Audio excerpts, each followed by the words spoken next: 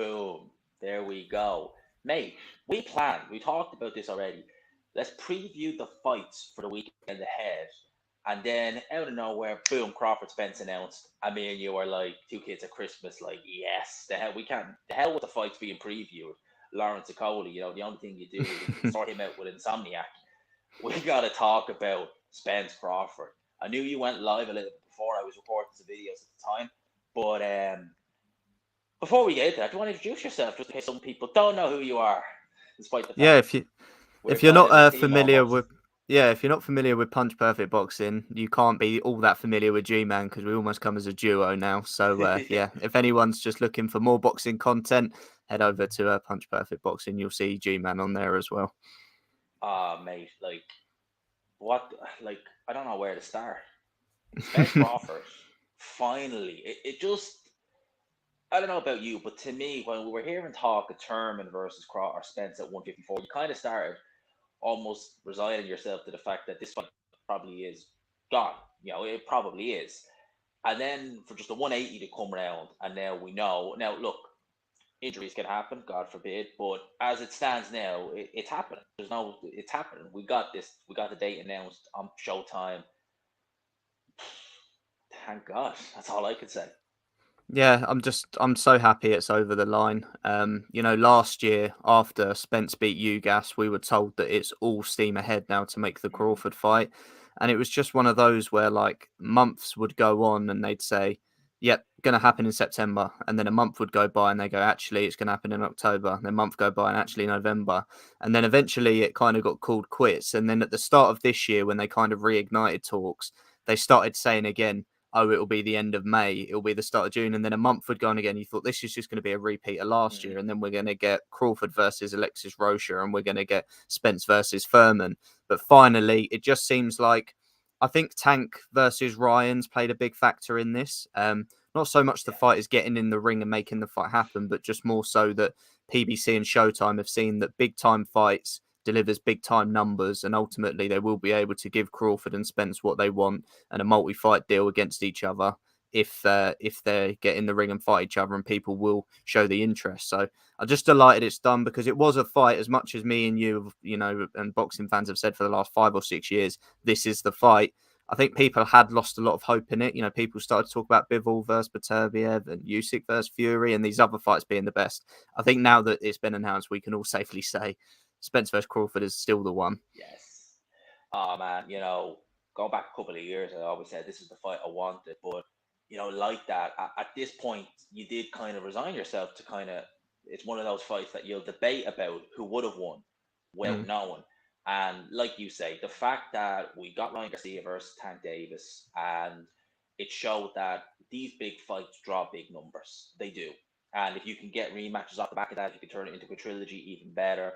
And I think it's shown. Like the ironic thing is, we already knew that these big fights brought big numbers, but for some reason, it's like everyone just forgot it over the last couple of years, and it took Ryan and Tank sorting it out, just saying, right, we're gonna fight whatever, we're fighting.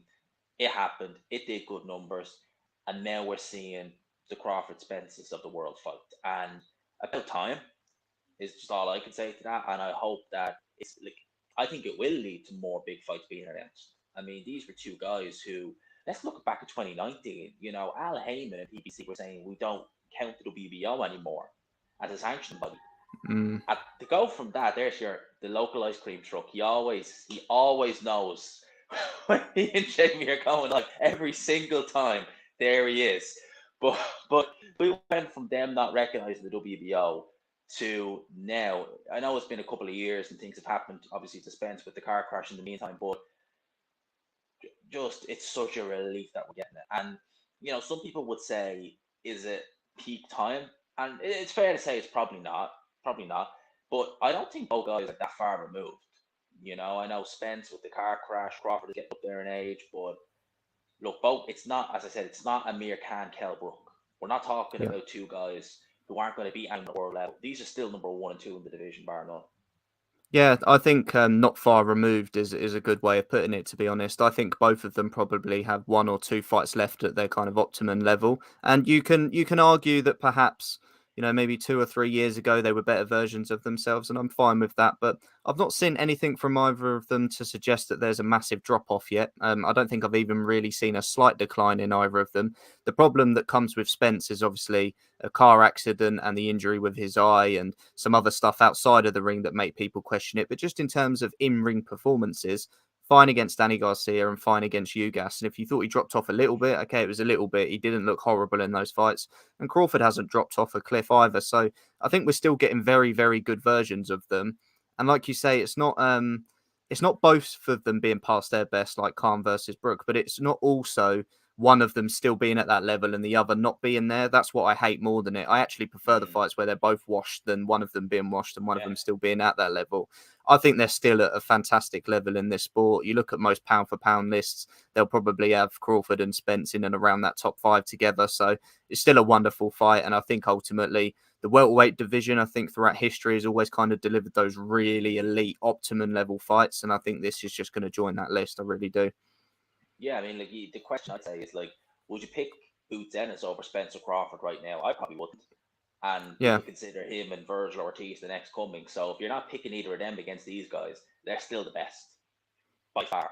And there's not been a massive drop off in them. The only thing I'm worried about with Spence is, like you said, the eye injury and residual damage from the car crash. That's the one thing. Now, it hasn't hindered his performance in a sense of when he's got in the ring, he's looked every bit himself. But you just worry, could that maybe push the fight back? Because remember, he had the Pacquiao fight 2 years ago, and that got put on the scrap heap. In terms of both guys, right, Spence is the younger guy, but by the time they get in the ring, he'll have been out of the ring for roughly 15 months, roughly. Crawford only fought in December, so a quicker turnaround. But do you think that the youth on Spence's side negates that? The thing is with Spence that concerns me is not just like the car accident and things like that, because I've never put too much stock into it, because the fact that he was willing to come straight back against Danny Garcia made me think, well, he clearly feels fine within himself to go in at that type of level straight off the back of it. So I've never really worried about the car accident. The thing that worries me more with Spence is this isn't a guy that just has extended time out of the ring. This is a guy that kind of balloons up in weight, and then you'll kind of see him come back down in weight as if he's got a fight coming. Then he balloons back up. There's videos of him kind of drunk and doing all sorts of stuff as well out in Dubai. And there's some weird videos that always surface online. You'll occasionally see him at fights where it looks like he's had to buy clothes a couple of size up from when you saw him the last time. So there's times with Spence that it's not just the lengthy layoff that concerns me. It's more so what's happening during that layoff. The reason Crawford's age has never really troubled me is because of the fact that he always looks in shape. Don't get me wrong, when you see him at a weigh-in, he has to cut a little bit extra and maybe looks a little bit more drawn, but he pretty much looks the same whenever you see him, Crawford. He's always in the gym, always training, always helping young guys out. So in terms of him actually being older, I don't think it really affects him too much, because I think he lives the life and his body is still a couple of years younger than he actually is. Whereas Spence, whilst he's got the youth in terms of him being younger in age, I actually think maybe a little bit older because the lifestyle hasn't quite been there and he's had those issues on top of it. So I think, going into this, I don't really look at this as one of them being younger or one of them being fresher. I look at it as they're probably going in at this as equals. I think so. And I think, you look at Crawford's career, the testament to how good he is, the fights that we thought would be tough, like the Postal fight, were completely the opposite. They weren't tough at all. It's a guy who Terence Crawford doesn't even have hard fights. The hardest fight you would say he's ever had would be Sean Porter, which is testament to how good Sean Porter is. But even then, Crawford stopped him. Spence never even came close to stopping him. Yeah, he dropped him, but he wasn't massively hurt. So Crawford, definitely momentum-wise, I mean, he's looked devastating in his last 3 fights. Kell Brook, Porter, and then obviously Avanesian. Spence, Garcia looked good. Ugas looked good, but this is going to be the real good check. This is going to be the real good check. And mate, I just can't wait. I still kind of just can't believe how quick this all came about. I think there's no kind of like tease. You heard the kind of tease. They might announce it at Tank versus Garcia. They said no. They kind of almost said like, "What are you talking about? That's not going to happen. We're nowhere near it." And then a couple of weeks later, boom, here it is. Yeah, and it's kind of a little bit like Tank versus Ryan, where the fighters just went, "We'll announce this. We'll just put it out there that we're fighting," because sometimes you have to wait for the promoters. I know in the UK you won't really get that. You'll wait till Matchroom or Queensbury or whoever announce it. You'll see the fighters say stuff, but they can't officially announce it until the promoters have.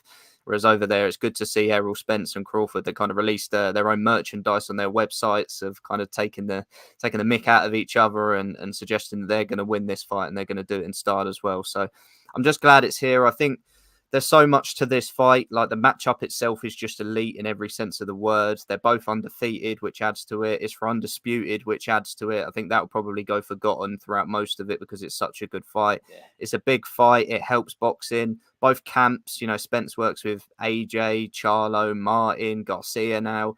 Obviously, Crawford's closely aligned with Shakur. Like, there's just, I think, going to the fight and the press conference, you're going to have two sets of elite fighters either side of the press conference room going at each other as well. I just think this fight has everything it needs to be a big fight, and I just can't wait. I do as well. And you know what? You're going to see a lot of promoters, the Oscar De La Hoyas, the Bob Arams, the Eddie Hearns, try and take a dump on this fight. But the Oh, reality is, 100%. they will, of course. Eddie Hearn. He's not even. Conor Ben is the best welterweight. Do you even believe that? Yeah. Someone's got it. They'll try and shit on this fight, but we all know it's a flipping amazing fight. And I think that's just, as you said, undisputed. It's nice and we want to see it, but it really does kind of take a backward step, doesn't it? We Yeah. talked about, we wanted this fight before Spence even had a WBA, before he even unified with Porter. This was the fight we wanted. It would be just a unification, but even then we were like, I don't care. We just want to see it. Yeah, it's like heavyweight. For me, Usyk and Fury are clearly the best two heavyweights in the world. But I still want Undisputed to be on the line because we haven't had a undisputed champion there for so long. None in the full belt era. It just feels like it needs to almost be on the line, despite them two being 1 and 2, and the winner would be the best. In this fight, it's 1 and 2, and the winner's going to be the best in the division. We're going to find out who's superior. But if Undisputed actually wasn't on the line, it wouldn't really bother me too much because I just know these two are the best. But I think for both of them, obviously for Spence to finally become undisputed is a big deal, and for Crawford to be the only full belt champion to do it in 2 divisions would be even more spectacular. So, yeah, I mean, this fight just is it's unbelievable no matter what way you look at it. Am I right in thinking, if history repeats itself, if Crawford wins and becomes 2-belt undisputed, who was the next person? Wasn't Alexander Usyk who went undisputed next? No. Do you think history could be repeating itself there, mate? Well, I was saying, I've said this on my channel quite a few times that I actually think that Inoue was going to do it before the end of this year. I thought he was going to beat Fulton and then he was going to fight Tapales for the other 2 belts, and he was going to go undisputed in different weight classes in back-to-back years. So the fact that Crawford now has the chance to try and squeeze this in, and obviously before Usyk gets a chance against Fury as well, potentially. Yeah, I mean, Crawford's got a real opportunity, and it's a big opportunity for Crawford, much like Lomachenko last weekend, where we kind of said, the guy's great. He's done it at 3 weight classes. He's special. He's a great fighter. But there's just something not quite there with him. And Crawford does feel like that. He's been the pound-for-pound #1 at points in time. He's an amazing fighter, 3 weight classes, undisputed. But still, there's just that win, that one win you look at and go, that's how great he was. So we need him to go and get that. Big up to Tony Boswell for the £5 as well. Thank you, mate. Salute. Tony. And smash the like button as always. Thank you. I think with Crawford though, undisputed champion, but let's just be real. He was undisputed at 140, as was Josh Taylor. But who had the more impressive resume at 140? Who did it with a tougher division? There's no ifs or buts. It was Josh Taylor. And I think that's why Crawford needs this as well, because you were undisputed, but you won your undisputed against Julius and Dongo. I mean, Josh Taylor won it against Jose Ramirez. It's a chasm between the two. So Crawford needs this. And at the end of the day, he fought Jeff Horn. The less said about him, the better. And it took until 2021 before he really had a marquee win at welterweight. That's fair to say. Yeah. Spence was beating good welterweights. I can't remember the guy's name now. The guy tournament fought Leonard. I can't remember his Bundu. name. But he fought Bundu. I was going to say Bundu, but I was thinking it was someone else. He was a decent welterweight. And, Spence is fighting these guys before he's a champion. So he's already made a name for himself with this. So Crawford needs this 100%. And I'm just excited that it does. Do you think, though, that the fact now that this fight is happening at the end of July, you think that puts an end to the potential of Joshua having a fight in August, given the fact that, look, Derek James is going to know how big a fight this is. He is going to prioritize his guy because he's been with Spence throughout. Do you think that kind of rules out the possibility of Joshua having a fight in August? Yeah, it's going to be interesting to see how it does affect it, because you're not just talking about AJ potentially fighting in August. Charlo versus Tim Zhu's being billed for September, October time. That it being, them fighting in the end of July would cut into that training camp, I'm sure, as well. Frank Martin's got an upcoming date. I'm sure Ryan will want to be out before the end of the year also. So it's going to be interesting to see how Derek James manages it. I don't want to kind of rule it out. And will also AJ feel that the August 5th date that they're talking about is perhaps an easy enough fight for him to not have a camp that's as hard and kind of dedicated as he needs? We'll wait and see, but it could have some repercussions because the other fights, because it's the biggest fight of Derek James's training career by far. That's exactly what I was thinking. When I heard it, you hear Eddie Hearn mentioning, "Oh yeah, we think we might get Joshua out in August." It's like, well, early August. I mean, Derek James is gonna look.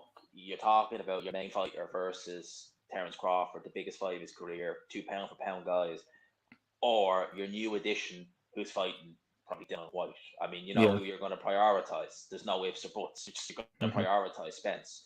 Yeah. So that's going to have a knock on effect for the other guys in the gym, because it'd be one thing for him fighting whoever, but this, mate, this is Yeah. this is night and You day. want no distractions. No distractions in terms of. I wonder who's gonna. This is the one thing. Who's gonna show it in the UK? Do you think the Zone will bid for it? Do you think Sky will take it, or maybe BT Sport? It's not gonna I end up on a fight TV. No way.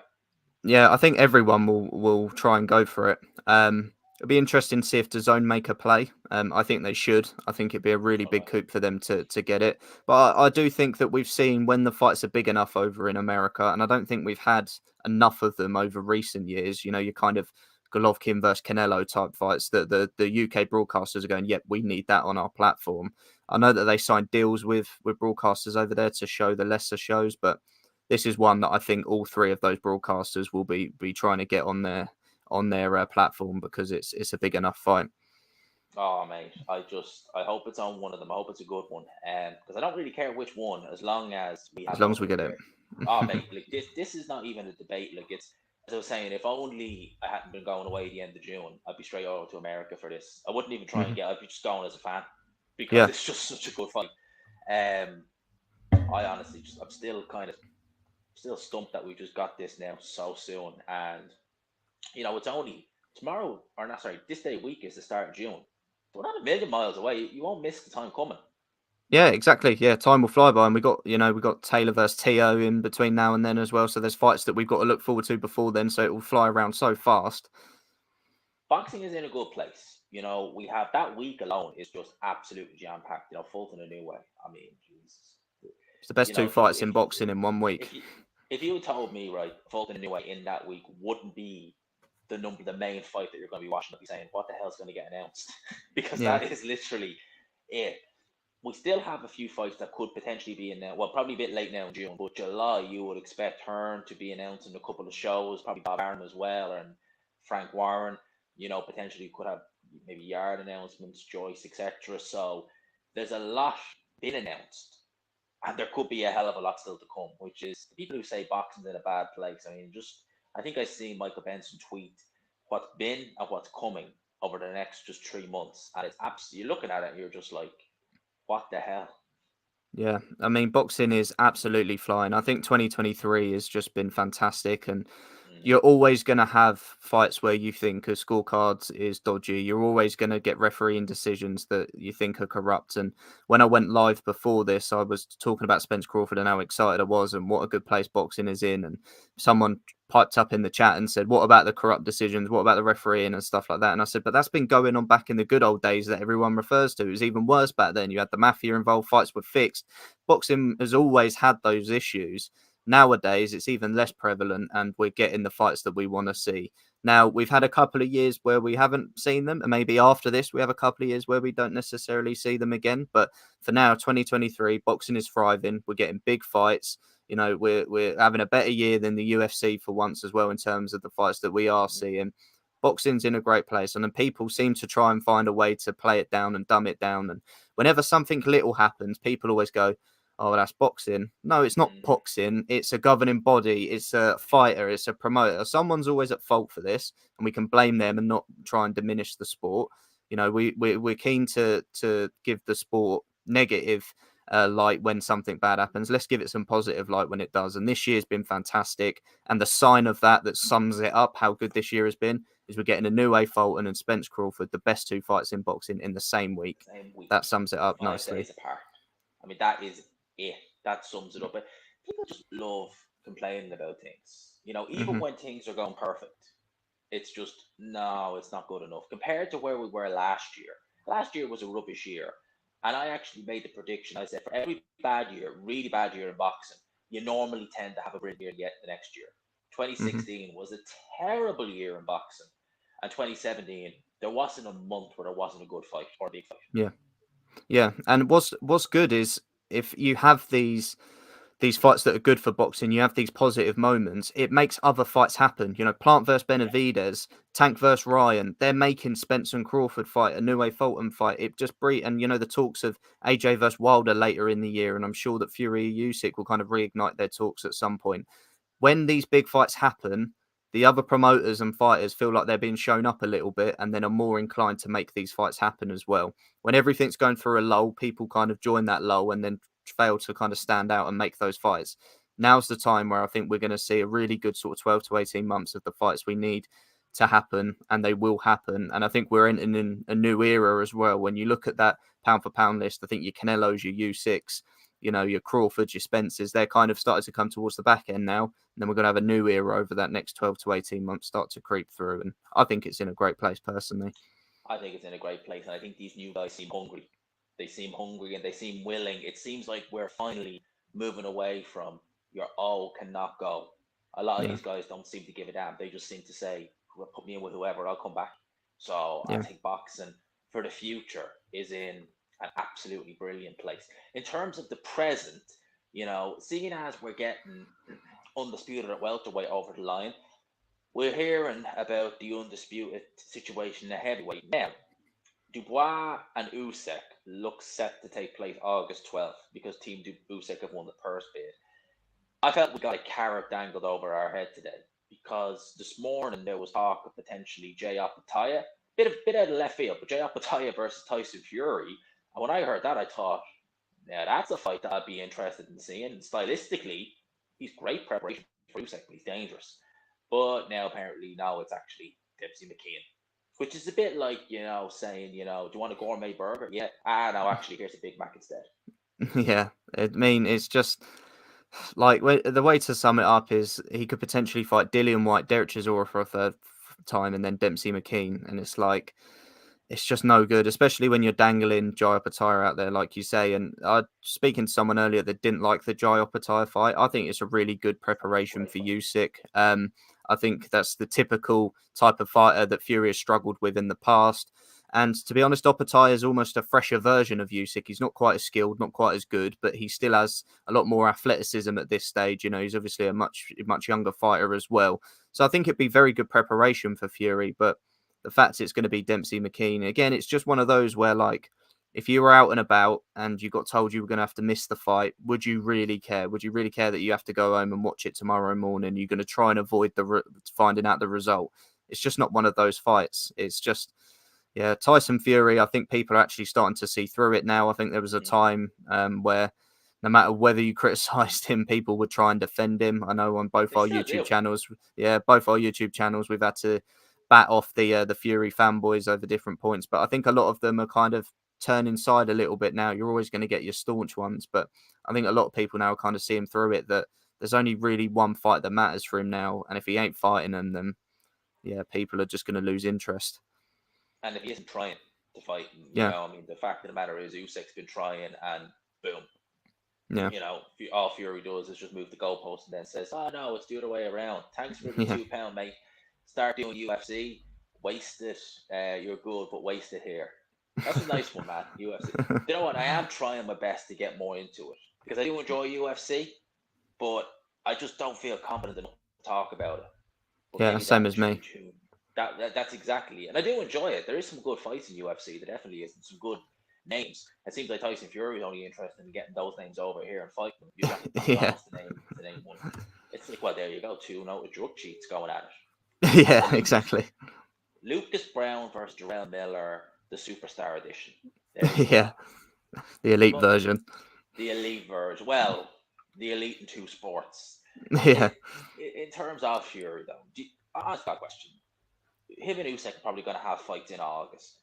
Likelihood, do you think it will? Do you think if the money we're here that Saudis are juggling and are talking about is legit, you think we will see it? I mean, it's not really an excuse why not if the money is the level we're here.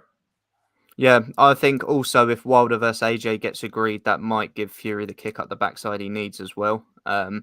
I think Fury will probably regret how he wasn't particularly forthcoming with the Saudi deal initially. And then when it went to the UK and Wembley, it was just never going to work. I was never confident once the Saudis were no longer involved. The fact that that's been reignited means that it can happen.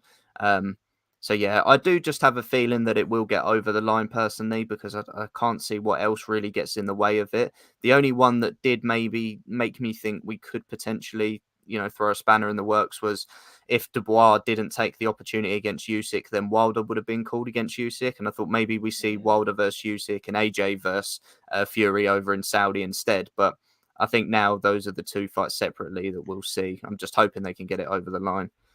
I've got a question for you, right? And just think about this for a sec, right? If you are Tyson Fury, right, and you do accept this fight in Saudi Arabia, if you were in his team, would you be worried about officiating and refereeing, considering the fact that he's pretty much messed the Saudis around for 2 years, probably over 2 years now, and he's never fought in there. And when he would be, he'd be going in there against Usyk, who has a good relationship, has never upset them. You think that could Mm. play a factor in maybe Fury's decision not to want to have it in Saudi Arabia because he knows himself he's messed them around for 2 years? Yeah, it could potentially. I think it also depends on what their Saudis' long-term plan is. I know that this has been rumored almost as like a four-man tournament, but I don't think it necessarily is that. I think what they're trying to say is these two fights will happen, and then if it makes sense, we'll pay the winners to fight each other as well. So I think the Saudis will also have one eye that Tyson Fury winning probably is bigger in the long run in terms of an event for the Saudis. So I don't think he'll worry about it too much, knowing what Tyson Fury's like.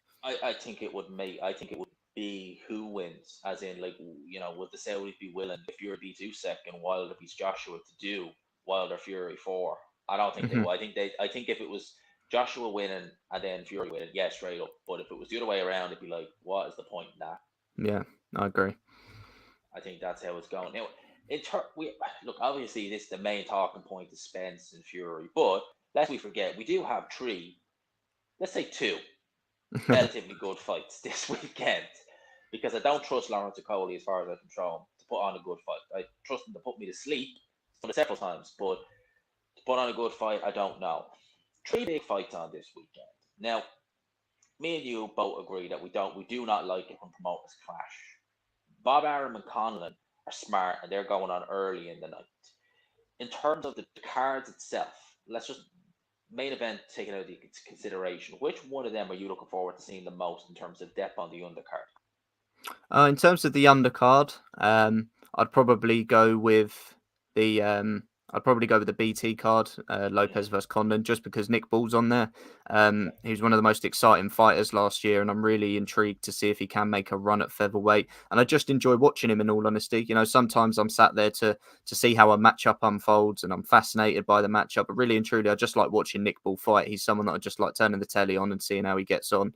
And the guy he's going up against is managed by my good friend Colin Nathan Nadumo Lamati, who's unbeaten from South Africa. And sometimes these South African fighters can turn up and just get blown away and overawed by the occasion. But there's also some that are a lot harder and a lot tougher than you expect. And just watching Nick Ball's stablemate Andrew Kane earlier this year against Ian at Baluta, where he just absolutely blitzed him for like 9 minutes and then really tailed off. I do think someone might do that to Nick Ball eventually. Someone is going to be able to live with that power. And Nick Ball isn't just this offensive genius or this offensive, destructive fighter that's just going to blow everyone away. It's going to get to a point. We saw him go 12 with Nathaniel Kakalolo last year. It took him to the last round to get rid of him. I do think it will unravel for Nick Ball at some point. I'm not sure it'll be this weekend. But what I'm told from the South African team is that the reason Nick Ball's been given this fight is because he's been promised Mick Condon at the end of the year. So I'm intrigued Mm. to see how both of them look on that card. I love Nick Ball. I love watching him. He's exciting. I could watch that Isaac Lowe fight every day of the week if I had to Yeah. because it's just such easy on the eyes. but I'm looking forward to the BT card the most. Not necessarily the Hmm. main event the most, even though I think it's a great main event. I think the best fight out of all is, for me, and just the intrigue, is Lara Wood. But Yeah, by far and away, it's not even close. The best undercard has to be the BT card. There's so yeah, much intrigue on it. You've Anthony Cache, Podrick McCreary. You've got good names in decent yeah, enough fights on this card. Whereas the other two, especially the Sky one, Jesus Christ. I mean, that's just, ugh. That's yeah. typical Benjamin, but just an absolutely dead card with a dead main event, and it's going to be forgettable like all his other cards. Yeah, I mean the DAZN card initially for me was intriguing. Obviously you got Catchall versus Foley, but Yeah, I do think people have maybe got short-term memories with Catchall. He has been difficult to watch for pretty much his whole career, apart from the Taylor fight. So I'm not going to get too excited about any of his fights. But also there was a bit of bad luck. There was going to be Linus Udofia versus Kieran Conway on there that I thought was a yeah, wonderful fight, but that was that a great fell fight. through. So DAZN's kind of they're definitely relying on their main event that they're this weekend. Let's say. I actually said that in a preview I did, I think a couple of days ago, about this card, that we have short memories, that going into the Taylor fight, nobody really cared too much about Jack Cattrall, Yeah. and his fights have been, I mean, don't go and look at O'Hara Davis, believe me, because that was not easy watching. So I don't expect, I think Jack Cattrall's a guy who rises to the occasion, and it wouldn't Yeah. shock me if he has a really hard time in there. Not really, but it wouldn't shock me if he looks below what you see, Yeah. much further below what you've seen Mhm. against Josh Taylor. Yeah. Don't underestimate that. I won't think I wouldn't put a penny on losing, but he's definitely going to have people saying, "Oh, he's over the hill." It's like, no, that's just Jack Cattrall on a probably normal day. Yeah, I agree. I think people are going to have inflated opinions of him after that Taylor fight. And listen, I think you can put Cattrall in at world level and he will perform closer to how he did perform against Taylor. But below that, let's not forget that European level looked like a bit of a slog for Jack Cattrall. He was Oh winning yeah, fights, but he wasn't doing it in a good manner, and it certainly wasn't particularly entertaining. And that's ultimately why against Josh Taylor he was seen as a massive underdog. It wasn't just this kind of crazy performance that led to what happened that night. It was because that he hadn't impressed at a lower level. So why did anyone feel he should beat Josh Taylor? So I like Jack Cattrall, but I'm not convinced this weekend that he just blows away Foley or looks particularly impressive in doing so. And I do think that a typical Jack Cattrall points win might be on the card. in terms of the main event, and this is something that we don't talk about enough. Um, in the modern era, when is the last time we've seen a world title fight where a guy get knocked out and within 3 months they're back running it back? I mean, in the modern era of boxing, you just don't see it anymore. Yeah, I mean, in 3 months is crazy. He's literally rolled straight back into this. I think Lee Wood, listening to him talk, he feels like, and his team feel like they know exactly what they got wrong. I saw Chris Lloyd put a tweet out yesterday saying he spoke to Lee Wood, and Lee Wood knows exactly what went wrong and what he needs to do this time to put it right. Oh, But you hooked with a hooker. It's as simple as yeah, that. and the thing is you can kind of almost have two approaches to getting knocked out like he did, where you almost overanalyze it and go, well, I just got this wrong, I just got that wrong. If I can not do that, then I win the fight. Or you kind of go the other way where you just look at it and go, do you know what? I'm just going to go for it this time. I don't think I did enough last time. I'm just going to go for it completely. So it'll be interesting to see whether Wood is, from what we're hearing, sounds like he's going to try and iron out the problems that he had last time, and he's going to try and box to a bit more of a stricter game plan and get things right this time. But it might also, suffice just to go in there and see what Mauricio Lara's made of himself and see whether Mm. he likes it when it's stuck on him. So I think it's a fantastic fight, though. Even though I've fancied Mauricio Lara for the last couple of months, as it's got kind of closer, I'm kind of intrigued. You do see some Mexican fighters that have come from nothing that once they get it, once they get the payday, once they get the belt, they're never quite at that level again. I mean, Julio Cesar Martinez is a perfect example of that. That just got the belt and has been pretty much awful, and his levels dropped since then. So I think it's a great fight, though. I don't see that in Lara though. I Hmm. genuinely don't see it in him. I think he's just going to be a war horse no matter what. Yeah, In terms of the rematch, I just can't see anything other than the Lara win. I yeah. really can't. I know Hearn has talked about doing the Warrington versus the winner regardless, but if Lara wins, can you really see them doing Warrington 3? They should really, because it was bullshit what happened in the rematch. But can you really see Warrington going through with a Lara fight again, knowing really what Lara is? I honestly hate the Warrington trilogy fight. I hate it. I don't want to see it. I don't care for it.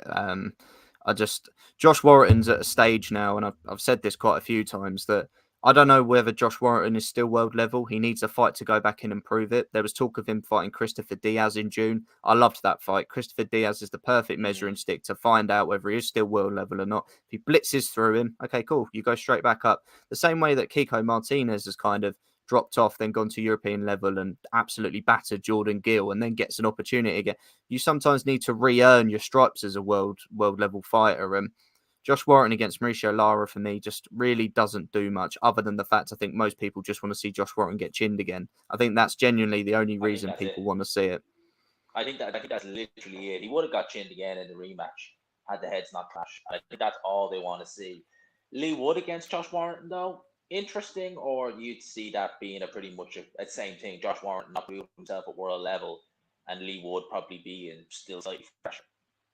Yeah, I mean, I wouldn't mind that one as much just because we haven't seen it yet, and I can also understand from a promotional standpoint how well that fight sells. Leeds versus Nottingham does amazing numbers in terms of the ticket sales and stuff. But I do think if Lee Wood wins, there is quite a nice mix there. If Conlon wins as well, between Conlon, Wood, and Warrington, where we could see some good fights again, and some big fights that sell well in the UK. The most importantly, I think that's a nice mix. But if Lara wins this weekend, I kind of he shouldn't have to keep beating up Brits before he can actually move on with his career. There's so much over in the US and Mexico for him that I'd like to see him actually, get on some different bills and fight over there and fight some different faces for once. But Eddie's look when it comes to Mexicans against British and Irish fighters is shocking. I mean, Yeah, there's journeymen with better records than this. Coming off the back of a loss with Gary Cully last week to a hard punching Mexican, you think he'd learn? Well, no, he doesn't. yeah, I think when Eddie Hearn's look, it's going to follow the similar trajectory. Mexican yeah. comes over, annihilates the British fighter, and then leaves into the sunset. Something I want to touch on, right? In boxing, Eddie Hearn, not just Eddie Hearn, it's been kind of becoming a lot more common rematch clauses in fights now. But do you think that this is one of the bad sides to it? Is the fact that we have now Lee Wood, Mauricio Lara having a fight now this weekend, and let's say Lee Wood wins, Lara gets no rematch. Mm-hmm. So essentially, you have to literally beat the champion twice just to be able to sail free. Whereas if you lose, that's it. He's world Yeah, champion. He's defended his title, but if he loses, he can't get another bite of the cherry. yeah. Whereas they can take that belt and run away with it. You think that this bullshit that needs to stop?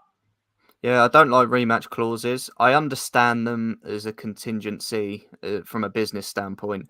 I understand if you give a good fighter a voluntary defense, I can Yeah, understand why you'd want to cover your back.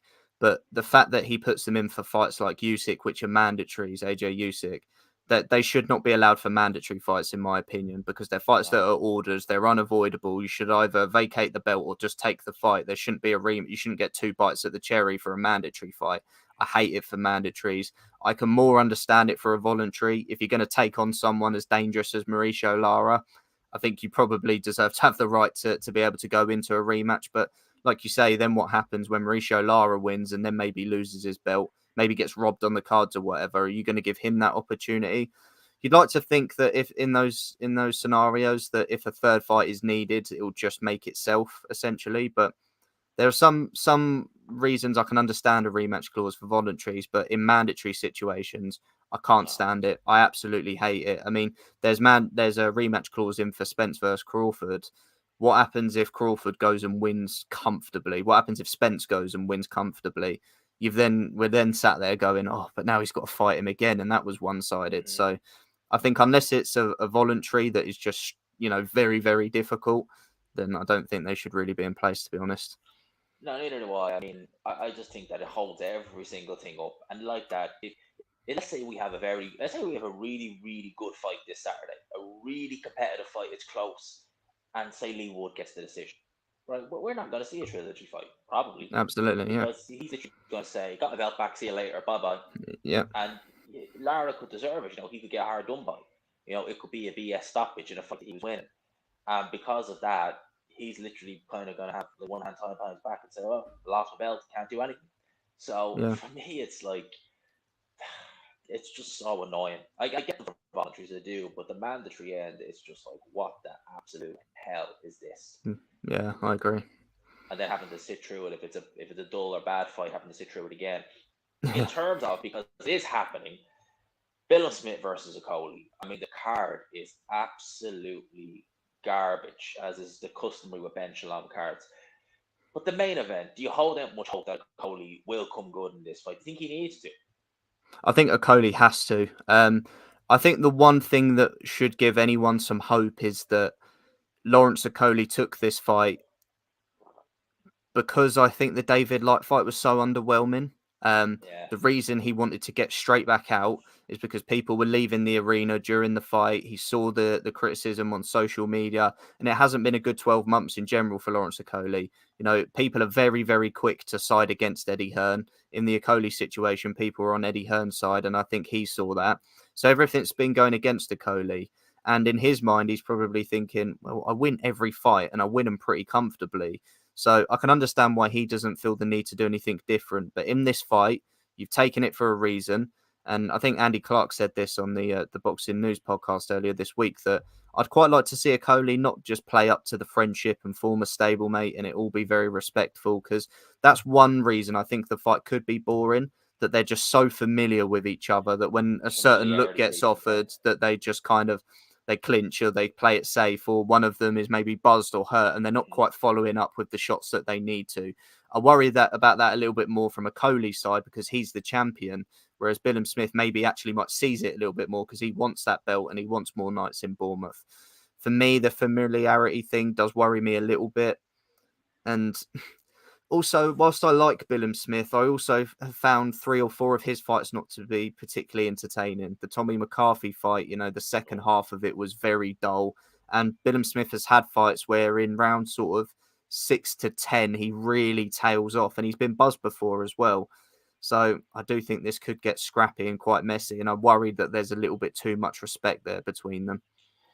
That's the thing. Like, I mean, the familiarity breeds contempt point. I mean, Joseph Parker versus Kajanu back in the day, they were sparring partners for that fight, for the camp. And it was an Yeah. awful fight. And there's been some occasions where sparring partners have come together and they've absolutely just blown the roof off the place. Spence Crawford or Spence Hmm. Turman is a good example. Or not Spence Turman, then Porter Turman is a good example. Um, but I can't help but feel these two guys know each other so well. They're literally going to fall into a clinch fest. That's why I hope that doesn't happen. And for Lawrence Coley, I mean, he's had a tough year, fair to say. I mean, as you said, we were all on Eddie Hearn's side, which is something that we rarely would be. We'd normally be pro fighter in this situation, but he handled it in such a just inappropriate way, for want of a better word, Yeah. that people actually sided with Hearn. And, you know, his rationale is that he wants to be the face of boxing on Sky. It's like, hey, you can barely sell the O2 out, and Eddie Hearn is trying his best to cheer your name. He can barely sell you out the O2. You really think that it's going to work out much better on Sky with Ben Shalom, who has the charisma of a corpse? I think the only thing that might help a Coley is that Ben Shalom just doesn't have the awareness yet to sense when people aren't interested in a fight. Like if a Coley looks dire this weekend, in Ben Shalom's mind, he'll go, "Oh, we've still got the Riakporhe fight to make." But really and truly, the appetite isn't going to be there if he looks bad this weekend. Because whilst we could all sit there and go, "Oh, there's a bit of beef between them. They're both big punchers. It could be explosive." We've seen a Coley in with fighters that's supposed to gel. We've seen him in with fighters where we got excited. We got excited for Chamberlain. We're getting, the Billum Smith fight has the potential to do so, and none of them have ever lived up to it. So he needs not only a performance that he looks impressive in, it's one that people actually enjoy watching. I remember when he was supposed to fight Glowacki on the undercard of AJ versus Pulev, and it ended up being a late minute replacement. And the opponent was so bad that he just went out there and just levered him, just threw big shots Yeah, from the start. I'd just like to see that at some point. If he has Billum Smith tired or hurt at this point, don't jab and grab and wait for the right punch to land. Just stick it on him. You've taken this fight because you know you can beat Billum Smith. You sparred hundreds of rounds with him. You're the better cruiserweight. Just go in there and do a job. I don't want to see literally. this safety first performance. No, I don't want either. I think he has to show something. In terms of Ben Shalom, he's been having, fair to say, a bit of a hard time. I think it's fair because Hmm. the shows have been absolutely abysmal on Sky. And do you think we're seeing fighters be a bit more aware that Sky may potentially be a sinking ship? Because we're hearing that Eubank Smith is postponed for the time being. We saw Liam Smith at a recent Matchroom show, we're Hmm. hearing, a bit about other fighters like Jack Catterall who've never even made their debut, a boxer already jumping ship.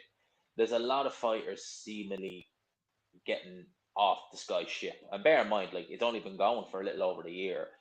Do you think that there's a problem over there? Do you think that Ben Shalom is maybe out of his depth in there with that job he's doing with Sky, and that the fighters are sensing that? Liam Smith has been with Warren for years, he's been with Hearn for years. He knows what a top promoter is like.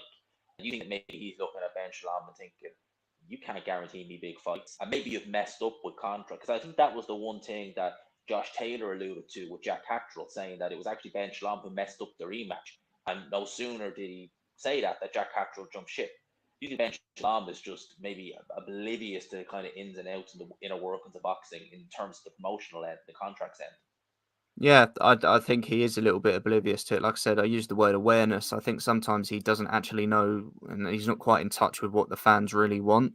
His Mm, undercards since he's joined Sky have been absolutely abysmal. Last year he was able to do a couple of main events that were good. I thought the Shields Marshall card was fantastic. I thought, we got to see some decent fights in there. Khan vs. Brook was a big event. There were some okay mm, fights in there, but the cards were dire. This year, I think it's coming home to roost a little bit. You see Joshua Buatsi and Lawrence Okoli go through very public breakups with Eddie Hearn and almost chuckling and proud of themselves that they were going to Sky and they thought it was going to be rosy, but people were walking out of their main events. And on fight week, no one knew they were fighting. Whether yeah, DAZN is a smaller platform than Sky, Eddie Hearn is going to make people know about your fight way more than Ben Shalom is ever going to do. So it hasn't worked out for those two just yet. And I think Ben Shalom, it'd be interesting to know how much of an impact, because we all kind of used to take the mick out of this guy, but I think he was a good front man for Sky Sports, and that was Adam Smith.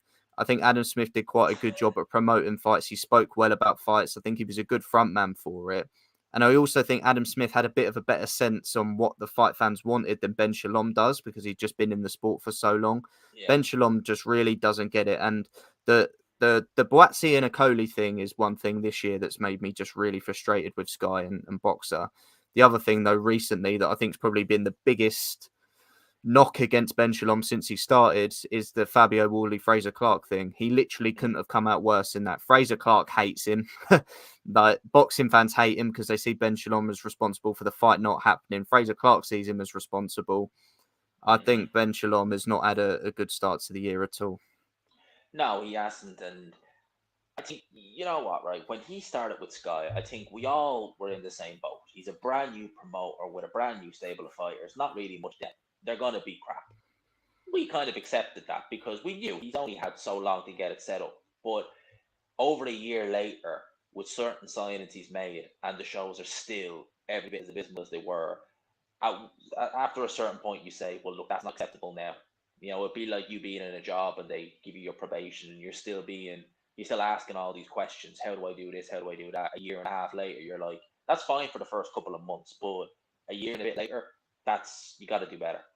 He signed Joseph Parker and Huey Fury and Michael Hunter. What has That happened makes with no any of sense. them since he signed them? They could have all fought each other by now. They could, Yeah. and probably fought another one of them on top of it. They signed Martin Bacoli as well. Like, there's not, he's not doing anything. How do you have four probably top 30-ish heavyweights? None of them are fought, and now they've all gone elsewhere. Michael Hunter's no longer with them. Didn't even fight with them. Joseph Parker Mm-hmm. fought Jack Massey, who's a blown up cruiserweight and not a very good one at that. And the first one was with Joe Joyce, which was on BT. So, like, I don't get what he's done a poor job, in all honesty, and people are quick to call out Eddie Hearn for it. I know Frank's had a bit of a resurgence as well, but what Ben Shalom's doing is not good. And whilst Eddie Hearn is a bit of a slippery snake at the best of times, he will answer your questions if you answer him. He may not give you a truthful answer, but he'll address it. We've seen clips of Ben Shalom going, "Don't ask me about this. I'm not answering this Yeah. today," or he's not doing the interviews. So he ain't got the hang of this promotional game just yet. No, he ain't. And it's funny you mentioned Adam Smith. Like, I never thought there would come a time where I would miss him a little bit, but Yeah, I don't know. I don't like the guy, but I do kind of miss him a little bit. Adam Smith is the guy you want for big moments. yeah. The big drama moments. He has that way of he's crap the whole way through, but when the drama comes, that voice just comes into his own. And I do think he has a better run. He's been around the game since the 90s. He knows what boxing fans want and what they don't want. Obviously, his hands are tied with Sky at certain points, but he has a better idea. He knows this is what's going to work, this isn't. As well as that, look at the matchmaking. I mean, you look at some of the guys Fraser Clark's been fed. He's looked noticeably unhappy in the ring, almost to say, what were you doing? And I guarantee you I know what that was. That was Ben Shalom seeing a guy who looked absolutely abysmal but had an unbeaten record and thinking, oh, I can tell him as unbeaten. He's Yeah, unbeaten for a reason. He can't yeah. fight. And you're putting him in there with Fraser Clark. Like, you better off giving him a journeyman. Even Ben Whitaker, his last fight, putting him in with the Oh, yeah. fella that Tommy Fury got rid of. Like, what are you doing? Like, it's not. It don't When make I any seen that, I sense. was like, what the fuck? I was like, Ben Whitaker is levels above Tommy Fury. And you're Yeah. putting him in there with it just makes absolutely no sense to me. The matchmaking has been shocking. The cards have been so forgettable. And now we're seeing like he's making a play for these matchroom fighters, you know, your Joshua Buatsis and your Lawrence Okolis. But no disrespect to those guys, but they were never putting butts in seats with matchroom. You Hmm. know, try it. Eddie Hearn is not a miracle worker. He can do good, but he can't do everything. And he couldn't make a start out of Buatsi or Okoli. What makes you think Ben Shalom's going to do it? Yeah, I mean, you're going to get more people seeing you on Sky Sports, but in terms of actually people coming to your fights, people are more likely to buy tickets to a matchroom event and one that's promoted by Eddie Hearn than they are to one that's promoted by Boxer and Ben Shalom. It's just the way it is. So, whilst these fighters are almost bragging about being on Sky Sports, well, as Eddie Hearn does have his flaws, and we're quick to call them out. If you're promoted by Eddie Hearn, he lets you know and the world know that he promotes you and he shouts about you and people are interested in your fight weeks. You could be in the world's worst last minute replacement fight against a nobody, and Eddie Mm. Hearn will some way try and find a way to tell you why it's a good card. So I do think that a lot of these fighters now might just take a step back before Sky come at them with these big paychecks and say, come away from Matchroom and DAZN. You think it's the whole they're thinking with the money. They're seeing that check and thinking, I want it. And then when they Yeah. get there, they're realizing, oh, hang on a minute. Do you think in future we're going to see people say, look, I might make more money for a brief period, but in the long run, it's better to just be with Eddie Hearn or be with Frank because they know what they're doing. They're Yeah. proven track record. They know what they're doing. With Frank, he has obviously George and Francis who know what they're doing, Yeah. whereas Ben Shalom just seems to be a fish out of water. Yeah, and I know that when they initially launched Boxer with Sky, that it was Sky pretty much that were planning all of the cards. They were obviously the one pumping in the money to all these events. So Ben Shalom and Boxer weren't having a great deal of say, I don't think. Whereas now, without Adam Smith and with Sky not being able to take Mm. much of a as a play in it, it's being left to Ben Shalom and Boxer, and that's why we're seeing that these cards and we're seeing these situations arise with fighters as well, where things just are going a little bit tits up. Mate, the old MTK cards they used to put on IFL are better than some of these cards.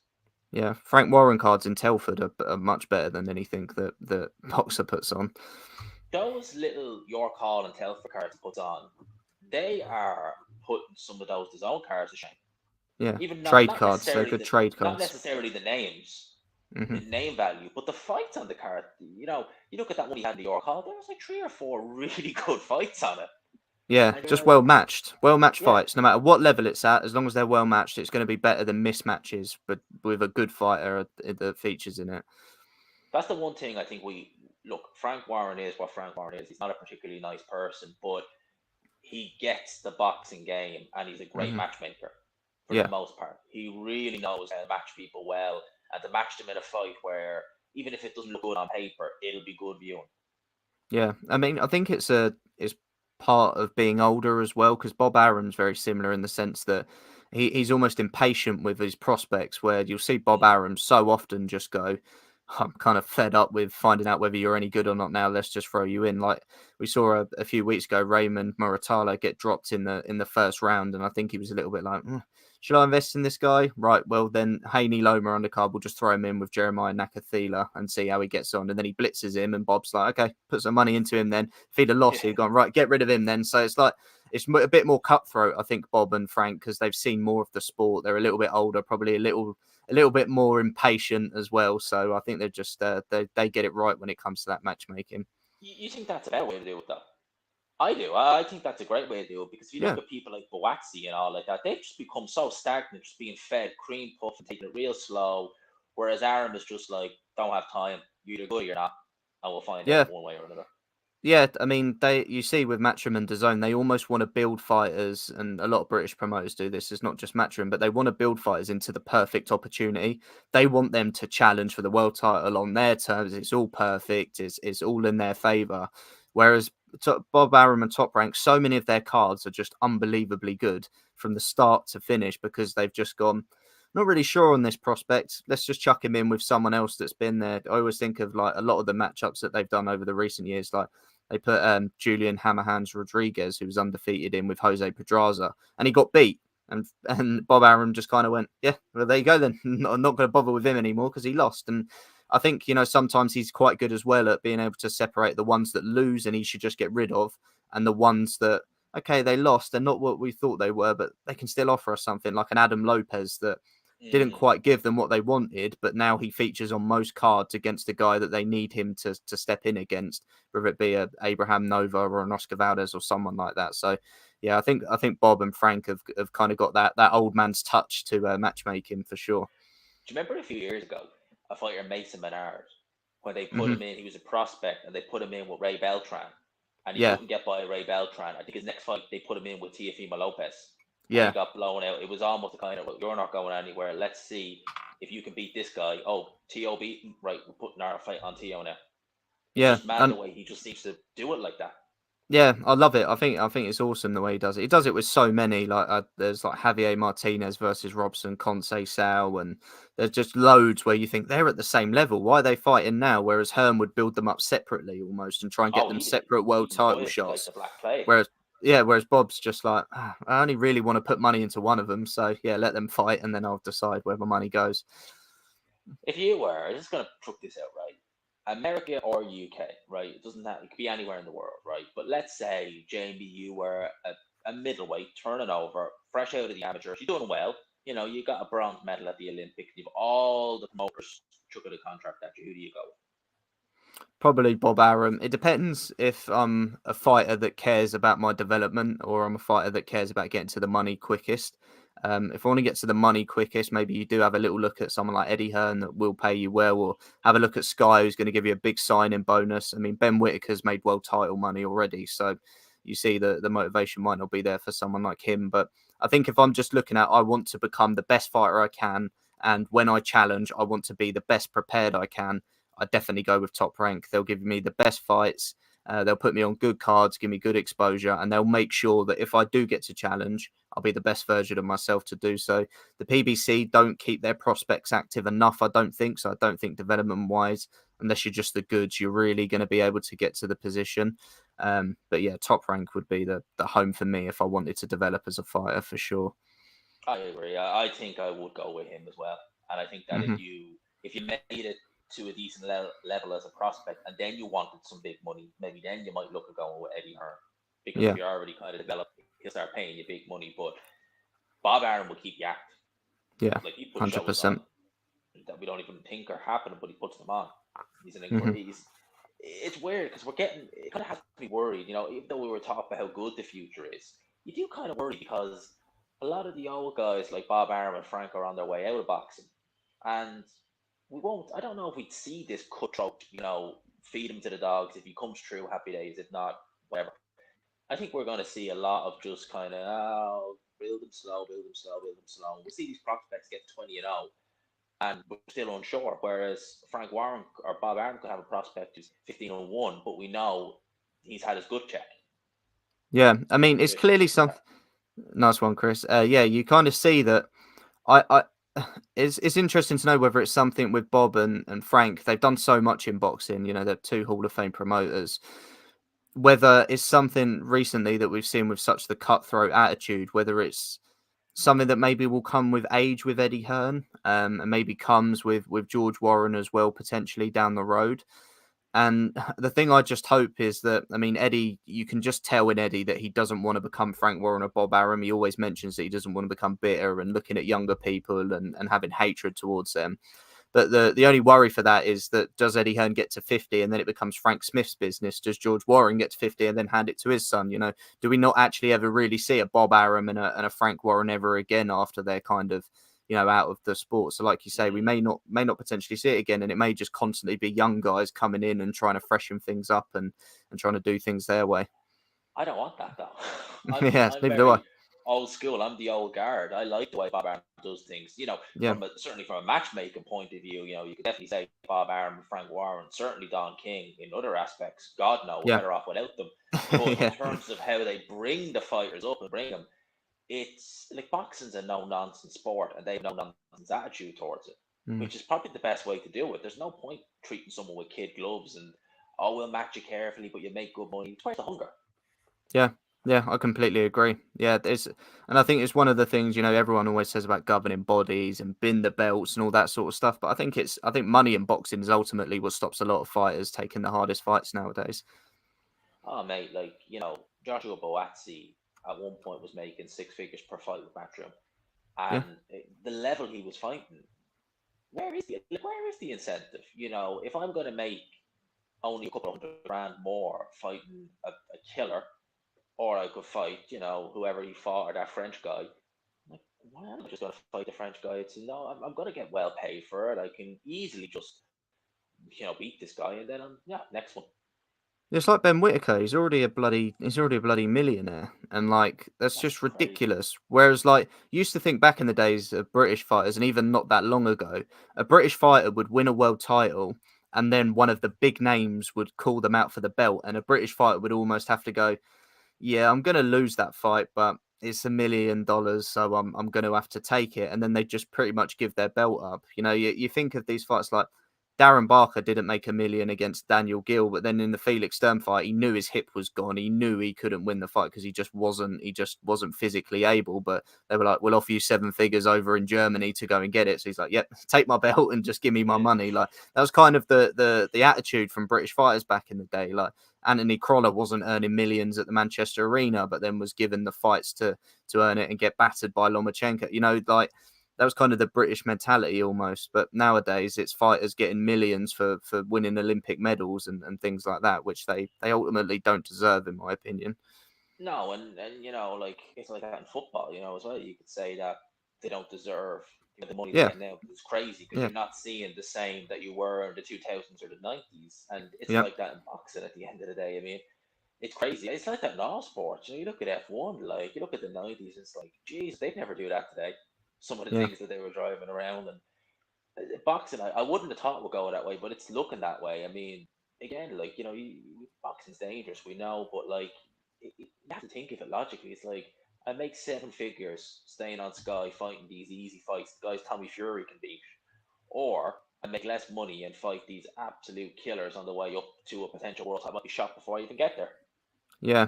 And I'm not saying that boxing should follow UFC's payment model because, by all accounts, a lot No. of their fighters are underpaid. But kind of the incentive-based stuff of like performance of the night, knockout of the, those Oh type of yeah, that, things, that I makes think would loads of be sense. great things to add for fighters that perhaps aren't earning big money in their fights, and it kind of gives them something to fight for and gives them a little something extra. So I think there's ways of kind of incentivizing it without it, diluting the sport. Mate, if you offered a domestic level fighter, or potentially even, the away fighter, if an away fighter who normally gets beaten sees, okay, there's a performance of the night bonus, say 7 grand, they're thinking, what? Hello. That's seven. Yeah. That's 7 weeks. I don't have to fight. I don't have to Yeah. be in the away corner. I'm going to try my damnedest. I think you would see more incentive if it's something like 5, 7 grand for some of them. It's like that's massive. I'm going to give me all just to try and get that bonus. Yeah, I remember there was one that Eddie did. I think it was Brad Ray versus Lee Cutler. It was on an undercard of a show, but they'd kind of agreed to do it last minute, and it was two young unbeaten guys. And Eddie Hearn was like, "Fair play to them. I'm just going to do a winner's bonus. Like whoever wins, I'm going to give them a bonus for winning the fight for taking it short notice." Like those sorts of things. Just you saw two They young unbeaten incentivize. guys willing to take each other on an undercard because it ultimately they were going to get rewards. So I think we need to see more of that. I'd like to see that. I'd like to see it, mate. We've just gone over the man. It doesn't feel like it. Whatever me and you do, Time this thing's flies. just gone. Yeah, But disappear. I want to keep the thing over an hour because if we start going, we could end up into the 2 hour mark. But thanks again, mate, for coming on. I mean, I think we touched on everything. We previewed the fights. We had a little bit of a rant on Ben Shalom. Spence Crawford is coming. That's the main thing. We're all happy with that. I think we done. I think we got a good bit in. So Yeah. I'll leave you with the closing thoughts. Plug the channel and just for the weekend, give me your thoughts and we'll wrap it up. Yeah, nice one, mate, for having me on. And yeah, looking forward to Anytime. getting you back on very soon. I reckon Spence Crawford and the New Wave Fulton Fight Week, we should go on both each other's channels and yeah, make a real week of it for both of us. I think it'll be a good That is one. a plan. That is literally a plan. That week we review it on the Wednesday and then preview it on the Thursday. Yeah, let's do it. Well, yeah, thanks for having me on, mate, and thanks for everyone for tuning in. Punch Perfect Boxing. For more boxing content, like to shine some light on the lower weight classes. So, yeah, feel free to come over and learn a little bit about the lower weights. And in terms of this weekend, I've got preview and predictions out for all of the fights. I think one Mexican is going to keep his belt. I think another's going to lose it. And then I think between the former stablemates in Bournemouth, the champion remains. So, yeah, they're my thoughts. Mate, it's been great having you on as always. Absolutely, really enjoy these when we do them together because it just works. You know, it just works. Yeah, So just works. always gonna try and keep doing this. But people, I'm glad you all like this. Shout out to everyone. Hit the like button on the way. I'll help you, boy. But for now, we'll call it there, lads. Peace. Thanks, mate.